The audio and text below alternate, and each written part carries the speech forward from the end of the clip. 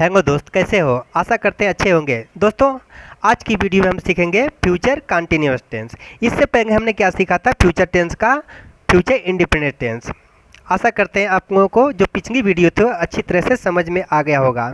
दोस्तों, फ्यूचर जो हमारा भविष्य में चल रहा है, ठीक ना? फ्यूचर का मतलब भविष्य होता है ना। तो हमारा जो कंटिन्यूअस होता है, कंटिन्यूअस मीन्स क्या होता है? लगातार होता है।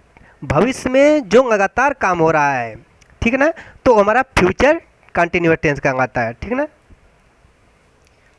हाँ दोस्तों, अब दोस्तों फ्यूचर टेंस यानी फ्यूचर कंटिन्यूअस टेंस। अब दोस्तों इसकी बात करते हैं, इसकी हम पहचान कैसे करेंगे। दोस्तों, इसकी पहचान करने के लिए सिंपल है। कोई कार्य है, कोई सेंटेंस दिया रहेगा जो लगातार काम हो रहा है।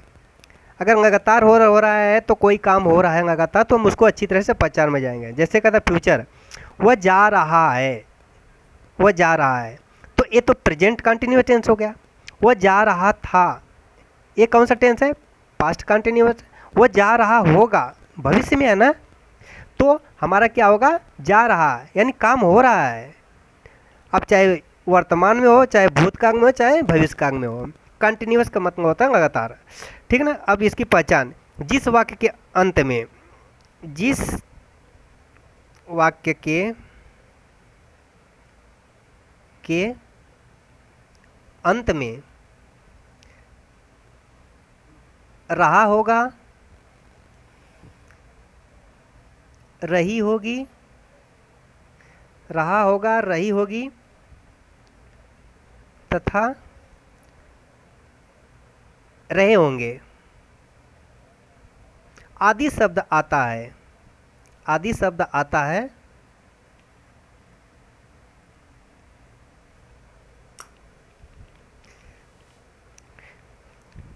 फ्यूचर कंटिन्यूअस कहलाता है। फ्यूचर या फ्यूचर CONTINUOUS कंटिन्यूअस टेंस कहलाता है।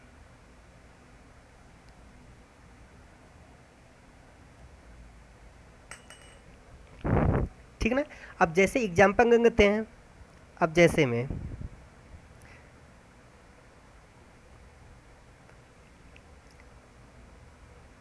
राजा खाना खा रहा होगा, खाना खा रहा होगा, ठीक है ना। राजा खाना खा रहा होगा। संदीप मोबाइल देख रहा होगा, मोबाइल देख रहा होगा। मीरा नाच रही होगी। अब दोस्तों, अब इसकी पहचान करेंगे। सबसे पहले देखो, अंत में रहा होगा आया है ना, रहा होगा, रही होगी आया है ना, तो ये हमारा कौन सा टेंस कहलाता है? फ्यूचर कंटिन्यूअस टेंस कहलाता है। ठीक है दोस्तों, समझ में आ गया ना। दोस्तों, इसका जो नियम है, अब इसके बाद पहचान तो हो गई, अब इसके बाद नियम देखते हैं।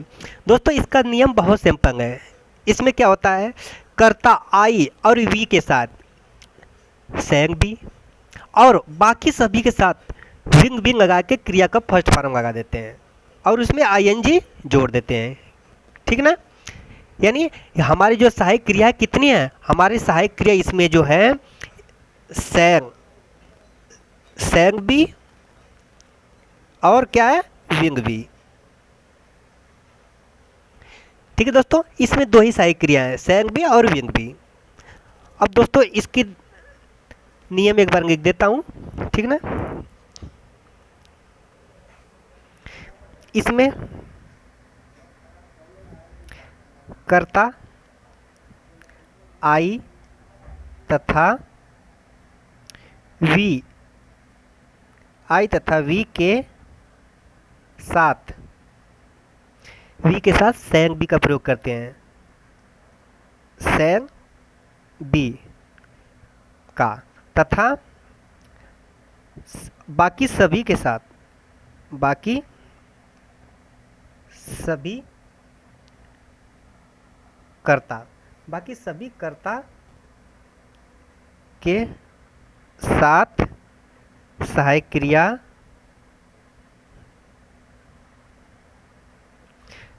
क्रिया विंग बी का प्रयोग करके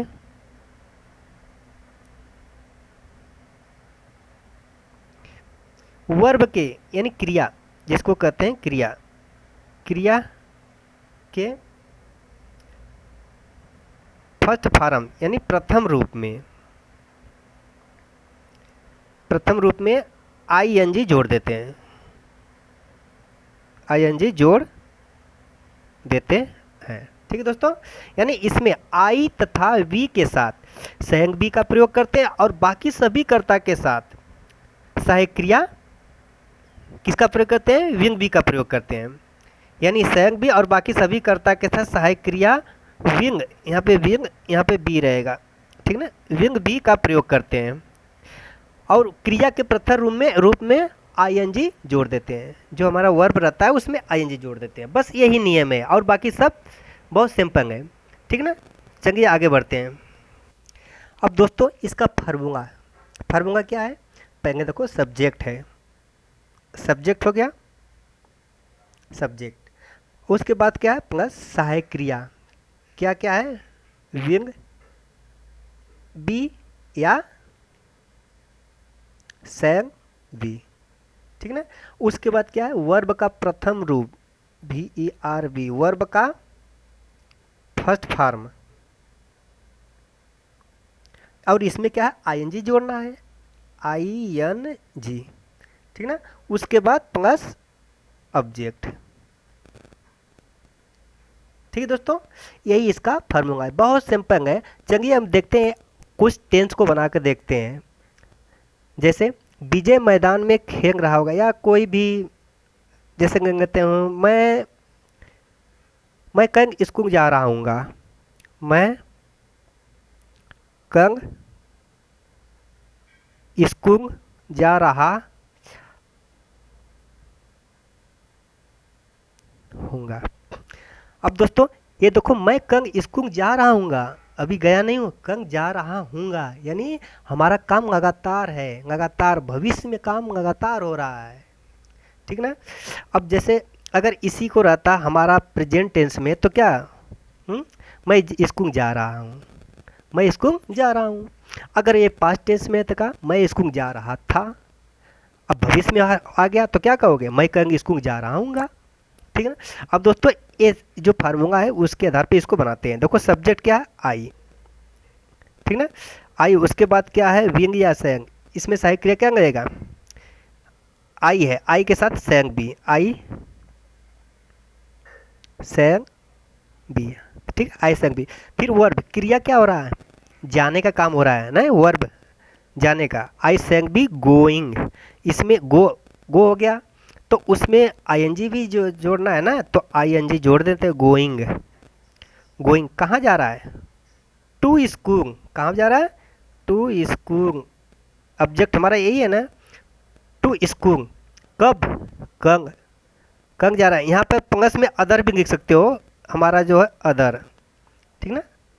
तो टुमारो, यस्टरडे में क्या होता है, बीता हुआ कल, ठीक ना। टुमारो में क्या होता है, आने वाला कल, यानी भविष्य में है तो हमारा टुमारो लगेगा,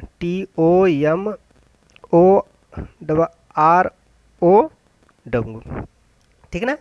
आई सैंग be going to school tomorrow, ठीक ना, समझ में आ गया। जैसे बच्चे मैदान में खेल रहे होंगे,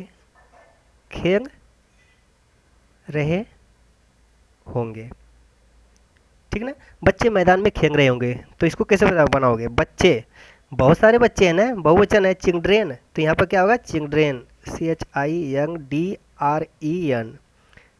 चिल्ड्रेन। इसमें सहायक क्रिया क्या लगेगा, विंग बी। उसके बाद क्रिया क्या रहे, प्लेइंग, PLAYING, इसमें ING जोड़ देंगे, प्लेइंग, ठीक ना, प्लेइंग। उसके बाद कहाँ पे खेल रहे हैं, देखो यहाँ पर ING जोड़ दिया, प्लस ऑब्जेक्ट, ठीक ना, मैदान में ऑब्जेक्ट हमारा ये है ना, मैदान में, प्लेइंग इन द ग्राउंड, ठीक ना, in the ground. Children will be playing in the ground, तो यहाँ पर दी लगा सकते हो, the children will be playing in the ground. ठीक है, समझ में आ गया। चलिए, ये साधारण वाक्य था अफर्मेटिव में। अब निगेटिव में देखते हैं। निगेटिव का मतलब जानते हो, नकारात्मक, ठीक है ना दोस्तों। निगेटिव भी बहुत सिंपल है, इसमें निगेटिव भी बहुत सिंपल है। निगेटिव का जिस मैं कल स्कूल जा रहा था, जैसे मैं कल स्कूल जा रहा हूँगा, तो मैं कल स्कूल नहीं जा रहा हूँगा, बस यही हो गया ना। तो यहाँ पे देखिए, आई सैंग, जो बी रहता है, बी बाद में आएगा, आई सैंग नाट बीच में आएगा, बस यहाँ पे नाट का प्रयोग कर देना, बाकी सब सेम रहेगा, ठीक ना। इसमें एक करके बता देता हूँ, इसी पे बता देता हूँ। मैं कल स्कूल जा रहा हूँगा, मैं कल स्कूल नहीं जा रहा हूँगा, मैं कल स्कूल नहीं जा रहा हूँगा, ठीक है ना। मैं कल स्कूल नहीं जा रहा हूँगा। अब ये निगेटिव नकारात्मक में है, तो इसको कैसे बनाओगे? इसका भी फार्मूला है ना, तो फार्मूला क्या है, वही बस नाट का प्रयोग कर देना जो हम बताए हैं। देखो यहाँ पर सब्जेक्ट लिख देना, सब्जेक्ट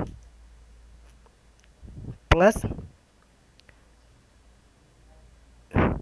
विंग, विंग या जैसे विंग नाट बी, विंग नाट बी या सैंग नाट बी, नाट, बाकी सब सेम है, बाकी सब सेम है, ठीक है ना, बाकी सब सेम है। उसके बाद क्या करेंगे, प्लस वर्ब का फर्स्ट फॉर्म, वर्ब का first form plus I N G plus object plus other कर देंगे,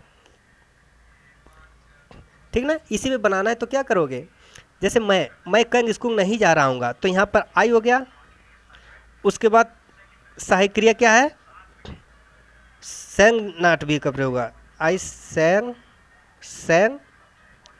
नाट बी, सैंग नाट बी। अब उसके बाद क्या है, वर्ब, क्रिया क्या हो रहा है, जाने का, तो गोइंग टू स्कूल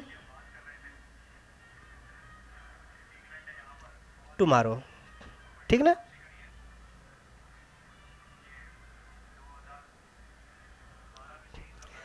दोस्तों, ये निगेटिव का बहुत सिंपल है, बस नाट का प्रयोग कर देना, बाकी सब सेम है। कितने भी आपका ट्रांसलेट करना हो, अनुवाद करना हो अंग्रेजी में, सब सेम है। क्या करोगे, बस क्या सहायक क्रिया के बाद नाट, उसके बाद बी लगाना, बस ये निगेटिव हो गया। चलिए अफर्मेटिव में निगेटिव। अब इंट्रोगेटिव देखते हैं, यानी प्रश्नवाचक वाक्य। अब दोस्तों बात आती है इंट्रोगेटिव सेंटेंस की, ठीक ना। इंट्रोगेटिव सेंटेंस में इसके बाद प्रश्नवाचक वाक्य। अब इसका फार्मूला देखते हैं, इसका फार्मूला है, तो यहाँ पे इसका फार्मूला, क्योंकि प्रश्नवाचक वाक्य है तो विंग या सैंग, ठीक ना, विंग या सैंग प्लस सब्जेक्ट हो जाएगा, विंग या सैंग प्लस सब्जेक्ट प्लस बी, ठीक है दोस्तों, यहाँ तक हो गया। और बाकी सब सेम है, बाकी सब सेम है, प्लस वर्ब का फर्स्ट फॉर्म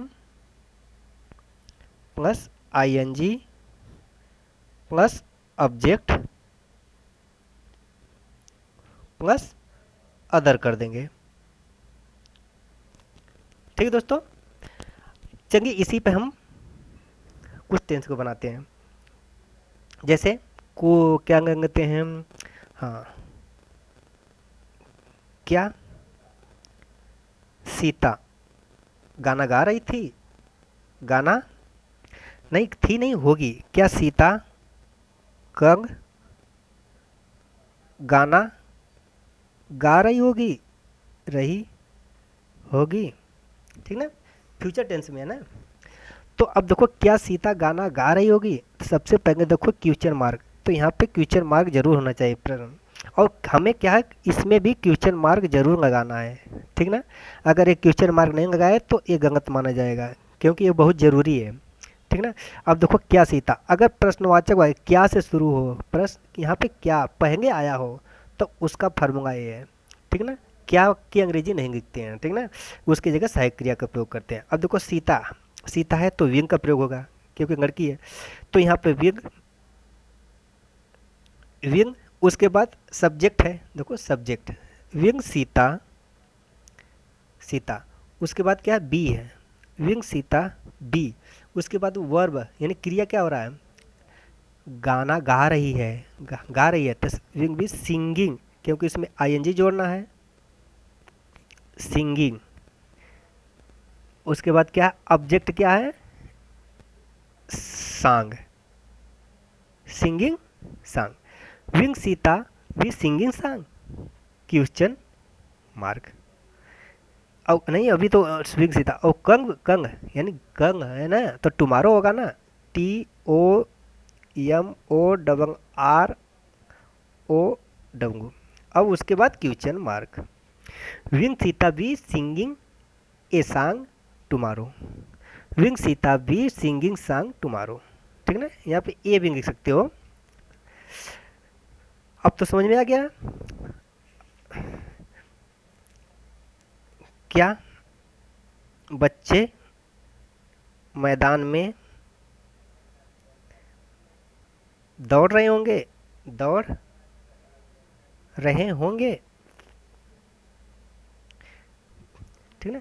क्या बच्चे मैदान में दौड़ रहे होंगे, तो यहाँ पे क्या होगा, बच्चे, तो क्या विंग, विंग दी चिल्ड्रेन, विंग दी चिल्ड्रेन बी, वी बाकी सब सेम है, रनिंग, रनिंग कहाँ पे, ground, in the ground, question mark, ठीक है दोस्तों, समझ में आ गया ना। अब दोस्तों ये तो हमारा इंट्रोगेटिव में था, इंट्रोगेटिव सेंटेंस का साधारण वाक्य। अब इसमें अगर निगेटिव अगर नहीं आए तो क्या करोगे बताओ, सबसे सरल है इसमें, क्या क्या सीता कंग गाना गा रही थी, क्या कंग सीता गाना नहीं गा रही थी, तो क्या करोगे, नहीं आ गया तो क्या करोगे, देखो यहाँ पे क्या है, विंग सीता, और जो बी लिखा है ना, बी के पहले नाट का प्रयोग करते हैं, ठीक है ना, तो यही हमारा निगेटिव में आ जाता है। जैसे क्या सीता कंग गाना नहीं गा रही होगी, कंग सीता कंग गाना नहीं गा रही होगी, तो अभी एक बार निगेटिव में देख लेते हैं, निगेटिव में हो तो, ठीक है ना, तो यहाँ पे लिखेंगे क्या, यहाँ पर सीता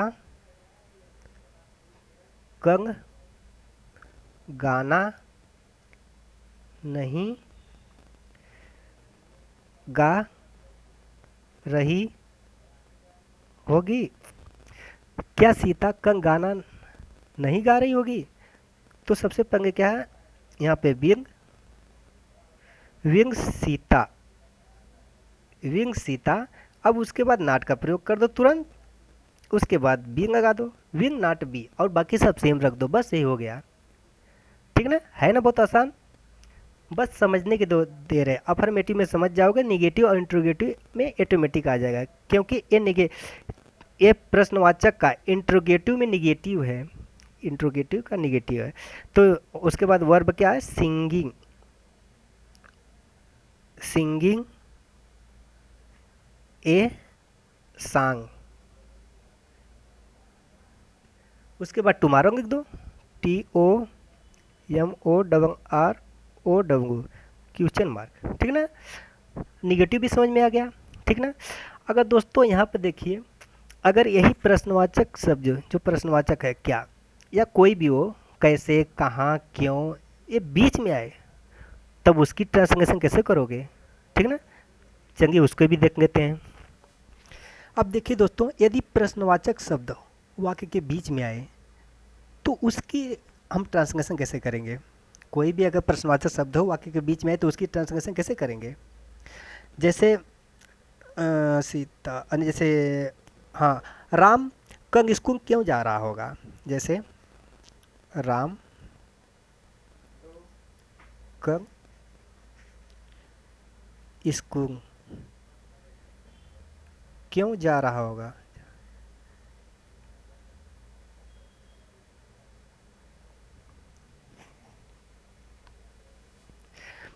अब दोस्तों राम कंग स्कूल क्यों जा रहा होगा। अब दोस्तों क्वेश्चन मार्क जो बीच में आया हुआ है, देखो क्वेश्चन मार्क बीच में आया है, तो सबसे पहले उसकी अंग्रेजी लिख दो। देखो यहाँ पे सबसे पहले कि इसकी अंग्रेजी क्या होती है, वाई, WH वाई मिस क्यों क्यों होता है। उसके बाद विंग या सहायक लिख दो, जो सहायक क्रिया है, वाई विंग विंग। उसके बाद राम सहायक क्रिया अथवा सब्जेक्ट हो गया। उसके बाद क्या है, सब्जेक्ट हो गया। उसके बाद बी है, बी, ठीक है ना। अब इतना हो गया दोस्तों, और बाकी सब सेम है, बाकी सब सेम है। ऐसे उतार दो जैसे हम पिछले वीडियो, अरे पिछले ट्रांसलेशन को बनाए हैं, ठीक ना। वी, अब बताओ यहाँ पे जा रहा होगा, तब का going to school, going to school. उसके बाद कंग टुमारो होगा ना, TO,